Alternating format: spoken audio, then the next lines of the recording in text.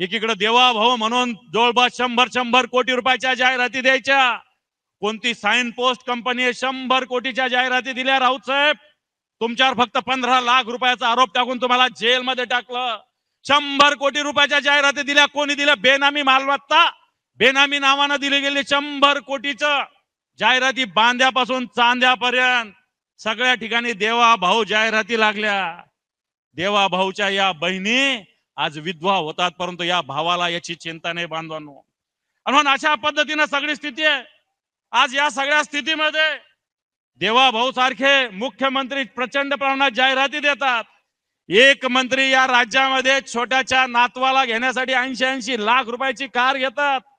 देवा भाऊ 100 कोटीच्या जाहिराती देतात आणि देवा भाऊ नंतर सांगतात की ओला दुष्काळ ही संकल्पनाच नाही.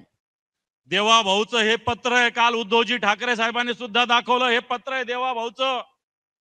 हे पत्र आहे 16 ऑक्टोबर 2020 उद्धवजी ठाकरे साहेब मुख्यमंत्री असताना लिहिलेलं.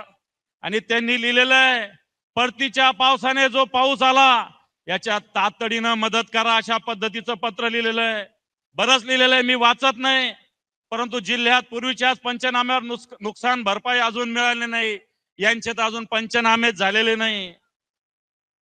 बांधावर त्याचप्रमाणे सगळ्यात शेवटी असं म्हणतात, नुकसानीची व्यापकता आणि सार्वत्रिक झालेले नुकसान पाहता तातडीने ओला दुष्काळ जाहीर करून दुष्काळाच्या निकषाप्रमाणे ही मदत दिली गेली पाहिजे. आपण तातडीनं लक्ष घालावे, अशा प्रकारचं पत्र लिहिले. आता तुम्ही काय करताय? आता तुम्ही काय करता? हे तुमचं पत्र आहे.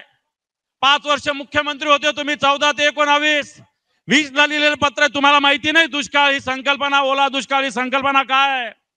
आणि म्हणून हे सरकार खोटं बोलतंय. आणि सरकार खोटं बोलत असताना आज हा शेतकरी खऱ्या अर्थानं याला मदतीची आवश्यकता आहे. आज ही मदत जर बघायला गेलं तर मला असं वाटतं सरकारची द्यायची तयारी नाही.